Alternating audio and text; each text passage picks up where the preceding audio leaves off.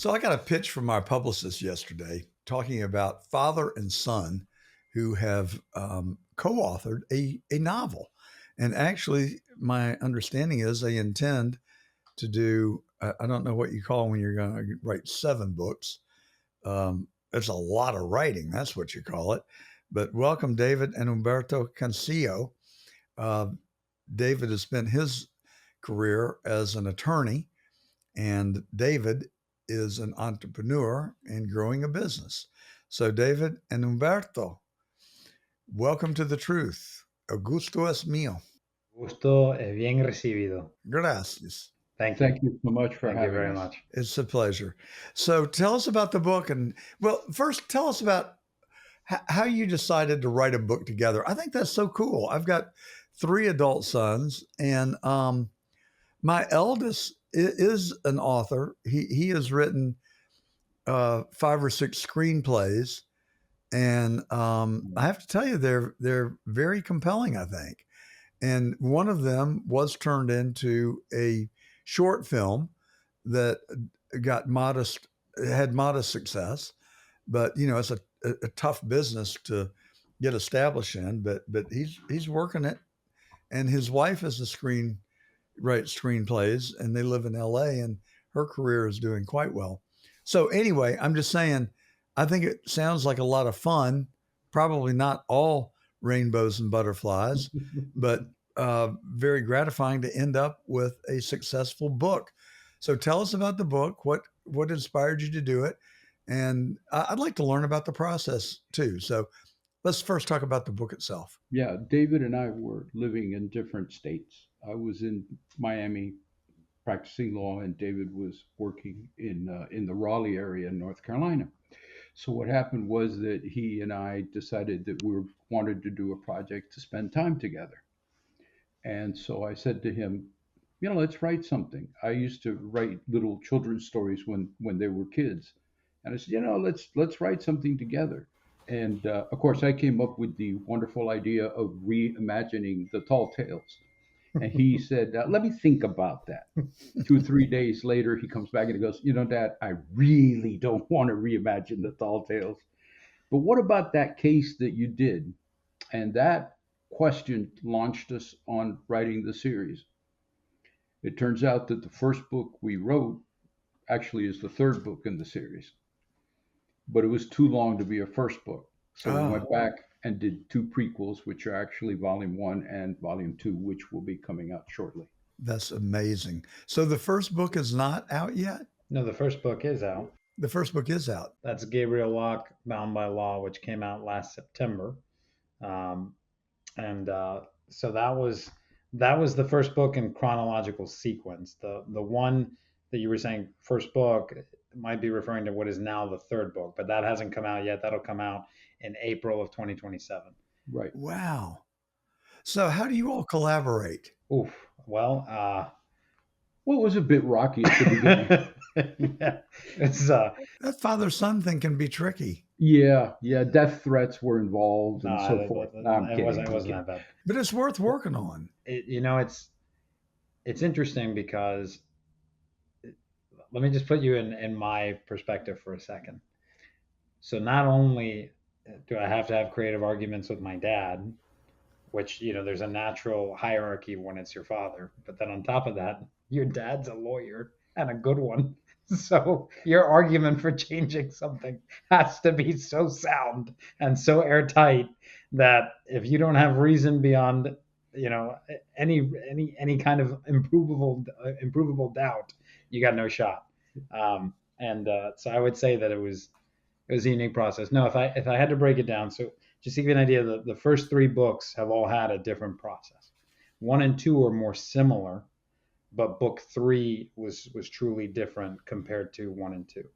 The way that it works is that, he's the lawyer, he's lived everything. So what happens is that when we decide that we're going to put out a novel, we look at his career and we look at what cases he had, right?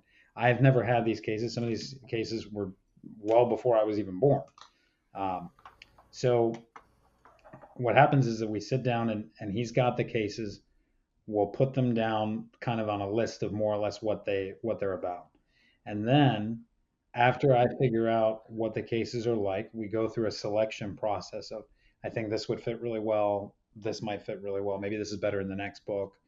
But it's all based around a theme with what the novel is supposed to be. So the first one is Gabriel Lock, Bound by Law. And what we really show people is what it's like to actually be in your first years of practice. I can tell you what it's like. It's a living hell. Anyway, I digress. Well, you're trying to figure out who you're going to be as a lawyer. You're trying to figure out who you're going to be as a man because you're a young guy, and you're trying to put all these things together and get the work out at the same time and learn everything that you don't know. Yeah, which is a lot. So Gabriel has to uh, navigate these waters, and in order to make it more interesting, we set the novel in 1980 Miami, 1981 Miami. That's the first one. So they all take place in the basically in the 80s. Yeah. So the last book will take place in 1991. It's 10 years of Gabriel, but it's basically it's basically the 80s, right?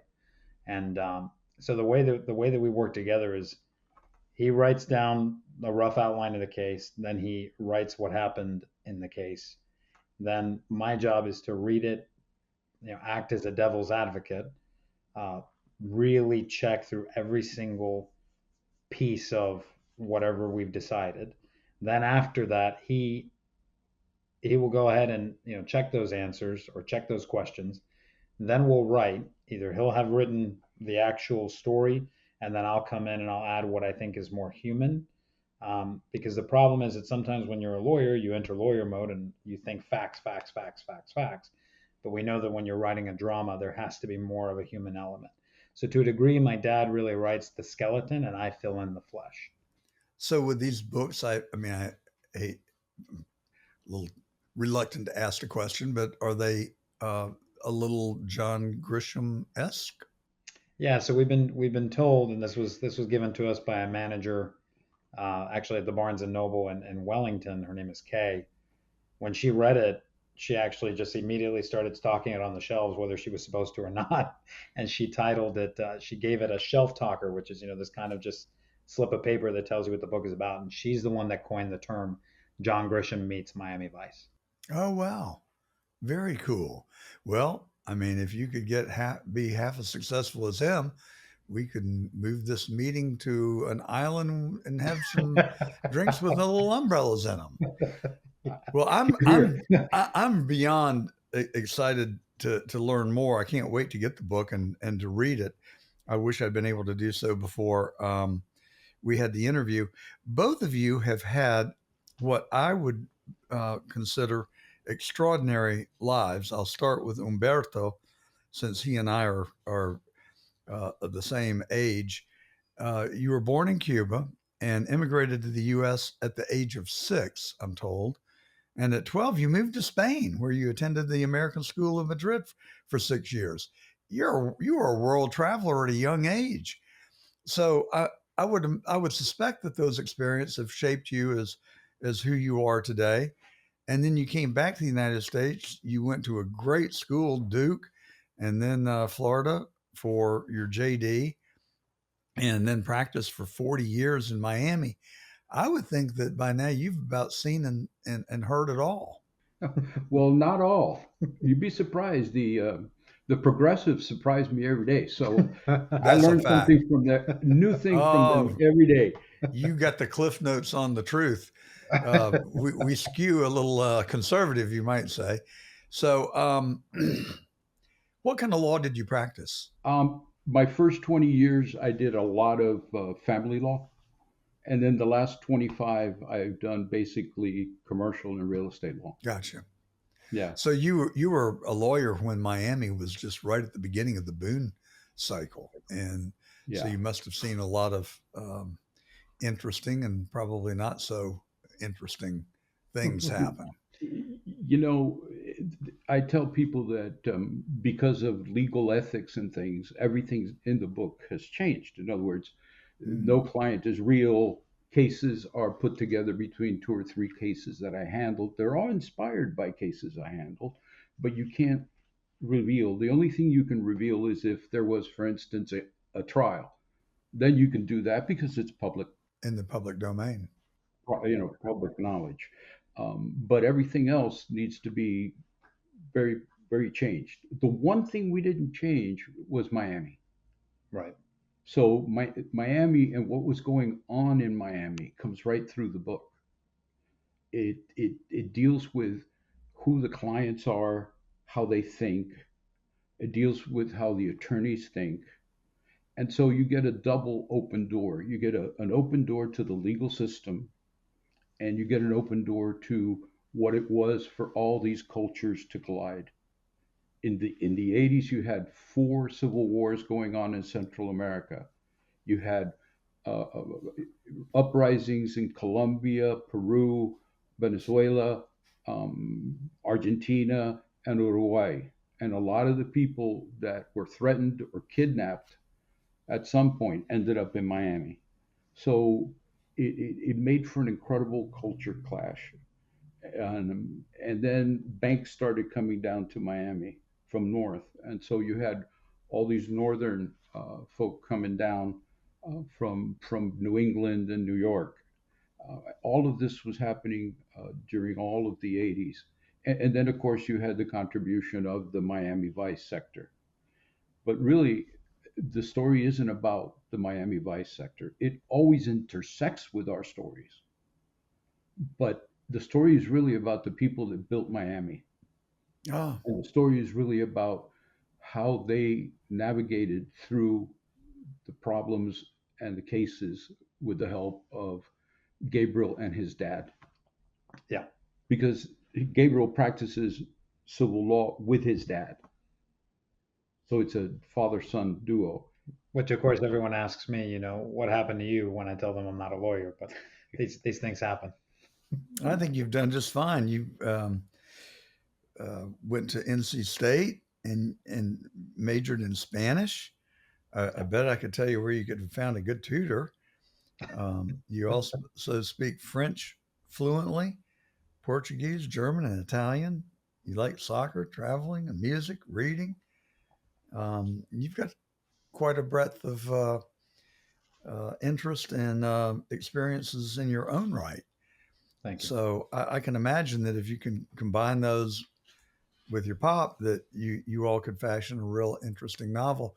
Miami has always been a place of some fascination for me. I traveled there in 1967 with my parents, and my dad served in World War II, and some of his best friends in life were people that he served in the Army with. So we went there and we visited a friend of his in Coral Gables, Johnny and Mary Lou Smith. I can't remember what I had for breakfast this morning, but I can remember Johnny and Mary Lou Smith from 1967. And we spent 2 or 3 days in Coral Gables, and it was a lovely place, and it just had a warmth, and the architecture was so special.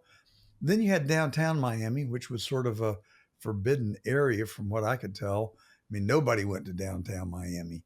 But then South Beach, I've watched over the years, and it was vibrant, and then it was in decline, and then it was vibrant, and it seems like now it's sort of taken a little notch down because Brickell has come alive, which Yeah. is on the perimeter of downtown, and it is the most fascinating, fun place that I've ever seen. It is so cosmopolitan. They've got restaurants, shopping, uh, and nightlife, and also it is a business center. And how many billions did they spend to create that place? Well, it's funny because as you're mentioning these things, so for us in particular, Coral Gables, um, Coral Gables is probably the I guess most well-known place in Miami to locals. Everybody knows Coral Gables. If you say Coral Gables to a local in Miami, they're going to know it. And Coral Gables, was really where you probably had the most money that was really that part of that founding of Miami. And Coral Gables is a huge part to play in our series. Oh, I don't want to give anything away, but at one point, a certain character may actually end up living in Coral Gables. oh, But we try to really demonstrate in the book and really throughout the series just how Miami changes. You see South Beach, you see what happens, with the river and the drugs that come in later. Because even though it's not the focus of the story, it's the backdrop. And so what you're getting in the Gabriel Lock series is you're actually getting an anthology of what happened in a major city through the lens of this attorney and his practice. But in addition to that, you're also getting a bit of an inside scope as to what's, kind of what's going on today. One of my favorite things that I've heard is Miami turned into Florida and Florida turned into the United States, and it kind of makes me laugh a little bit That's a because great line. it is it's a phenomenal line. But so you see how all these changes happened in Miami. You see how the attorneys, really deal with their clientele, and you see how the city's, constantly growing. For example, we have a particular client in the book whose name is Santiago, and Santiago has, this huge enterprise of businesses, if you will, and it's really about how he sees how the city's changing, what business he wants to put forward, how he consults with Gabriel's father, Thomas, because a client of Santiago's magnitude probably isn't going to go to Gabriel, who's this kind of newer lawyer. It's going to go to the more seasoned attorney, which is his father. But you also see it through the eyes of his client, Walter Buendia, who has a trucking business, right? And they're looking at all the things that have to change. So it's interesting how you get this real view of how the city's changing and how beautiful it is and what's coming in through the eyes of this attorney. But it's all in the backdrop. In other words, Right. it's all in the Hmm. background. That's not the story. The story Right. are the cases. The story is the drama in the cases. I got tired of watching lawyer shows and of reading books where the lawyer becomes the most important thing and the guy's either a drunk, a womanizer, or some other trope. And yeah. And that isn't most lawyers. Most lawyers are good guys or good women, and so I wanted to make people understand that the real drama is in the clients and what they're going through, not the lawyer. The lawyer just helps them through it. And does the lawyer change? Does the lawyer suffer? You bet. I went through 20 years of doing family law, at which point I said, you know what? No mas, no more. Hmm. I'm going to do something else. Because if you're not Teflon, no, seriously, if in family law, if you're not made of Teflon, eventually it gets to you. I would think you'd be part shrink, part lawyer. And Yeah, actually. I tell my kids that life is really not that hard. I don't think. You live by the Ten Commandments, and you eliminate the drama from your life, Yep. and then everything sort of falls into place. That's my paradigm. But back to Miami, I remember that the Jackie Gleason show used to come from Miami every Saturday night. I think. Da Hmm. da da da da da Yep. da. Yeah. I can remember that theme song so vividly. And there was a glitz and a glamour and something very special about Miami, which I actually think still exists there. My wife and I travel down there about once a month because we both like to go and eat good food. And as many good restaurants as there are in West Palm Beach, there's none of them that we really are dying to go back to. But Miami, to me, is like New York 40 years ago. It is Yeah. really on the up and coming, and so many incredible good places to go eat. This has nothing to do about anything, but I'm going to tell it anyway.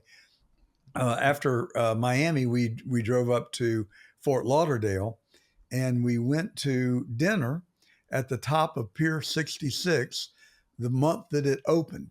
And Pier 66 was one of about 5 or 6 dining rooms in America that had a revolving restaurant on the top, which is where we ate. And we were joined there by this guy named Mike Morgan, who again was another one of my dad's army buddies.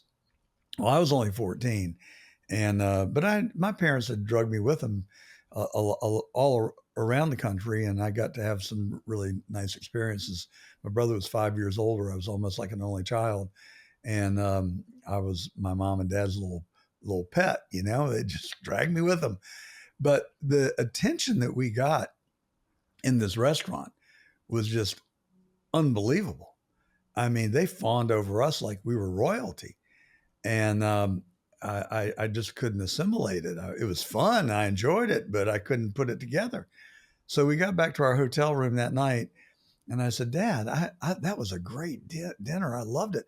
But what was that all about?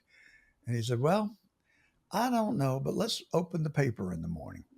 Well, Mike Morgan was a columnist for the Miami Herald, and the next morning on the living section, front page was Pier 66 opens to grand acclaim. And I was there, just like Forrest Gump, And that was a very memorable night. They've just renovated and redone Pier 66. And Helen and I went down there last Saturday night. And like Thomas Wolfe says, you can never go home again. It just wasn't the same. No Mike Morgan, no fawning, and the food was just okay. So anyway, I digress. So what was it like, David, to be in Miami in the 80s? Did you know about Miami Vice? Were you on the periphery? Maybe you were right in the middle of it. I don't think so with four wonderful children. But what was your experience? No, the question would be for my father, I think, Humberto, because I wasn't even a seedling in his mind in the Yeah, 80s. you were just a kid. You missed that. I hadn't even been born yet. I was born in 1991. Umberto, what was it like? Were you aware of the things that were going on? You probably heard about them through your family practice. No, you couldn't avoid being aware of them.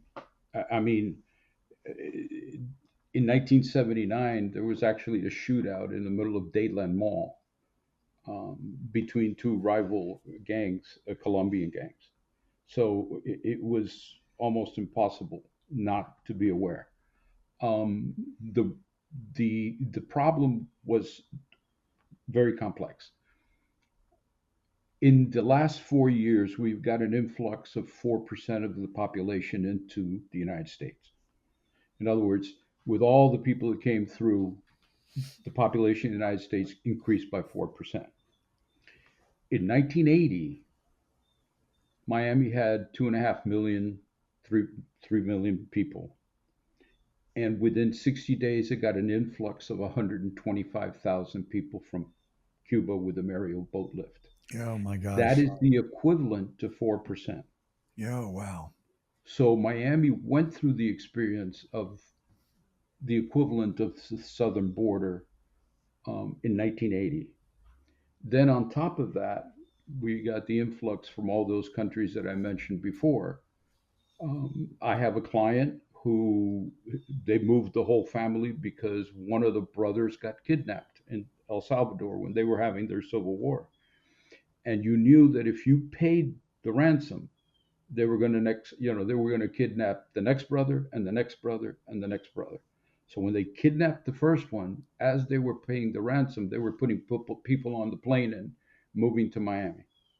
So these kinds of things were going on then, like they're going on now. Yes. The drug problem, like they have through the southern border, it was Miami. Yeah, all of these things. So Miami was a microcosm of what's happening in the United States now. And that's why we decided, in great part, to place the adventure, the books, in Miami of the 1980s, because it makes it current to today. All the problems that the clients go through makes it current through today. Yes, people would. There was people being conned, for instance, without revealing too much. Um, People would go, listen, I've got a couple of bags of grass, and when I mean bags, I mean big black trash can bags of grass that I need to put somewhere. Would you hold it overnight? I'll pay you $5,000. Hold it overnight in your store. And this is $5,000 in the 80s, not today. You're right. Yeah. So they pay $5,000 overnight. The guy would keep them, give it to them in the morning, and get paid. Great, $5,000 coming in for your business at that point. The guy would. People didn't take it too seriously at the beginning. Then they come to you 3 or 4 weeks later and say, "Listen, we have another overnight. This time it's a little more. Yeah, 2 bags of grass. So we'll pay you $7,000 instead of or $10,000." And so they'd pay him I would keep it, but by morning it would be gone. So then they would show up and say, "Oh no, no, no, no, no! We had $80,000 of grass in there. You owe us that money now." And until the people that were going through hard times, we have to remember we were in the middle of a very strong recession. Sometimes fell for that, and so not only was there the drugs, but the drugs brought a lot of people who were not people you would take home for dinner, Hmm. and so there was a lot going on all at the same time. The influx of all that population forced the city of Miami to go out and hire an enormous number of police officers, and so they couldn't be picky. And so then you had all the corruption that followed, the river cops and all of that. The situation got really complicated, and it was a fascinating time to be alive and be in Miami. No Uh, kidding. That's a fascinating recount. So, you immigrated here yourself from Cuba in 1959. yep. You were 9 years old. I was immigrating from Ohio to Georgia at the same time, but I suspect your experience was a little different than mine. What was do you have remembrances of living in Cuba as a youngster? I do. What was life like there? Very slow paced, very pleasant. Um, but then, the Civil War came along and the communists took over. Was your dad affluent? My dad was actually a military officer by career. Oh wow! My dad actually studied. So he had choices to make, Oh yeah. life Oh or well, death choices. my dad was two things. First, in 57, 58, he was at the Naval War College in Newport, Rhode Island for Oh, a I'll be year. darned. And so he studied there. And then in 59, he was at the Organization of American States as a part of the Cuban delegation. But he was a career military officer, and the first thing that Castro's regime did was to put him in jail. So they tried him for treason, um, and fortunately, he hadn't been in Cuba, so it was very difficult for them to make up something.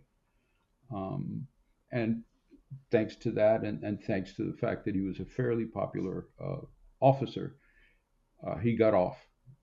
He was one of a handful of people that actually walked out of those kangaroo courts. Everybody else mostly ended up in jail for 20 years or were shot Oh summarily. my gosh. Um, and so the moment he left, they started looking for him. My mother was 9 months pregnant. I Oh my remember God. climbing up the stairs. They had him at the Morro Castle, which sits at it's an old Spanish castle, fortress actually, that sits at the entrance of Havana Bay. So they had him up there, and I remember as a 6-year-old climbing those stairs, and the stairs I could hardly climb them because, they were huge. So I remember going to see him, and while he was, being tried, and that was very possibly the last time I was going to see him because if they declared you guilty, they'd take you out right away. No appeal, no, they'd take you out, and boom, you're gone. So he managed to survive. And when he was let out, a week later, my little sister was born. And 7 days after that, he was on the run. He, there's a lot of interesting stories while he was on the run, but needless to say, he managed to escape with some false papers on a merchant ship. What about you and your mom and sister? My mom, my sister, and I, well, they didn't know that he was out of Cuba because remember, he goes away with false papers. And I they see. didn't have complete control like they do now. They were probably disorganized. Plus, they were a new regime. Yeah. So it took them a while to control like they do now. So we just got on a plane and left out of Havana Airport. Um, Landed in Miami, and that was in September of 1959. Unbelievable. What a story. So I went to the second grade with a gal that was from Cuba. Her dad was a dentist, just as nice as could be. I wonder where she is today. But that is such an incredible story. Not too many people have that life experience. Were you anxious as a 6 year old knowing that your dad was on trial and that you could possibly never see him again? As a 6-year-old, you don't realize really what's going on. I know that I went to see him in jail, but it didn't click that they were actually going to take him out and kill him. That part was not explained to me, really. David makes our lives seem kind of dull, doesn't it? I don't know if dull would be the word for it. I'm just grateful that I didn't have to live through those times. Yeah, and grateful to your dad that he did so that you could enjoy a wonderful life in the best country in the history of mankind. Oh, don't even get me started on when I hear people complain about the United States. I mean, if back in the day, you could knock somebody in the head, and they wouldn't call the police if they realized they were wrong. Problem is that people don't realize they're wrong anymore, and they call the police anyway. So there's only so much you Yeah, can do. I heard somebody say the other day that it may have been Elon Musk who said if the next time you think you're getting broken into or you have a legal or a crisis, a law enforcement crisis on your hands, somebody stealing your car or whatever, just call your nearest crackhead and get them to come help you out. Don't call the police because you want to defund them and you don't like them. Well, listen, thank you guys. I really did enjoy our time together. So let's just recount. The Gabriel Lock is out or is about to be released. Is that right? No, it's out. It's No, so out. this book is out. Book two is coming out in a little over 2 weeks. And what is the title of book two? That is Bound by Fate. So it's Bound by Law and then Bound by Yeah, Fate. it's Gabriel Lock, Bound by Law, and then Gabriel Lock, Bound by Fate. Fantastic. Well, I will look forward to seeing that. I hope that I can come to your book party in Stewart. No, North Palm Beach, you told me, North Palm Beach. Yeah. Yeah. in just a couple of weeks. I would love to attend if I can, and I will make every effort to do so. And then I'll just help you get more filthy rich by buying a couple of books from you. I appreciate that. From your mouth to God's ears. Yeah, from your mouth to God's ears. So how's the book doing? It's doing pretty well. We've sold 5 times what the average author sells with their first ever book. We actually won an award called the Four Seasons Award. We were the second grand prize winners of that. Oh, wonderful! Congratulations. Thank you. Newsmax wrote an article about us in March of this year randomly. Our publisher didn't even send anything to Newsmax. They found the book and wrote an article, and they said these guys are rising bestsellers. Watch out for their novels, which was amazing. You put out your first novel, you're running around trying to figure out how all of this works, and somebody from Newsmax National, not even local, decides to write that. So that's been incredible. And then actually, perhaps the biggest thing that we can be grateful for, at least that's materialized at this point, is Well, now wait a second, David. You're just appearing on the truth. Don't marginalize or trivialize us now. I mean, this is so. going to be the gasoline that's poured on the fire that's going to cause your career to blow up. Well, going back to some of the reviews, which I'm sure you've seen, they talk about Gabriel's faith and morals and how, he's a stand-up guy, and the whole thing is very wholesome. And last week we got a call from Campbell Law School from the associate dean, and this was in response to inviting my father and I to come give a talk in November of next year. They'd like to, I'm sorry, in the fall of next year, they'd really like us to speak about not only just the novel, but actually, having those morals and ethics, because everything that her students are bombarded with are people that are doing unethical and immoral things in the practice of law. And she read the novel and she said, what this does is show lawyers who they have to be. And she said, I'll be considering making this assigned reading for anyone that wants to come to camp. You know, talk about an amazing talk about an amazing thing that somebody says, hey, your book is the best thing that I can give to younger people who aspire to this profession. And Well, that is a great endorsement. That is a fabulous testament. You know, Umberto and I probably started our legal careers at about the same time, and I don't know about you, Umberto, but my impression was is that at that point in time, being a lawyer was still a gentleman's profession, and we largely self-regulated, and we were disciplined, and we really did pay attention to and believe in the canons of ethics. Seems like an era gone by. Maybe your book can help us get back there. Thank you guys. I really appreciate it. Muchas gracias. Hasta luego. Y el gusto es mío. muchísimas gracias. Thank you very much. Till the next time we meet. Thank you. We'll see you at the signing. We'll see you at the signing. And that is Bye. The Truth. And I'm John Gordon, coming to you every Saturday on the John Fredericks Media Network in 8 cities on 23 AM and FM radio stations. We're all across the web, YouTube Live, Rumble, and Getter, and X, and Twitter. No, the one I always forget, Anthony. I got to get on that more. The Facebook Live and Instagram. That's the one I always leave out. I got to get into the new millennium. I'll try and do my best. We also come to you on all the social or on all the podcast stations, Spotify, iHeart Podcast, Apple Podcast, Amazon Music. Please come and subscribe if you would. It means a lot to us. It costs you nothing. And the time it takes is less than the time I just told you. So if you like us, if you do, and we'll be right back with more of The Truth.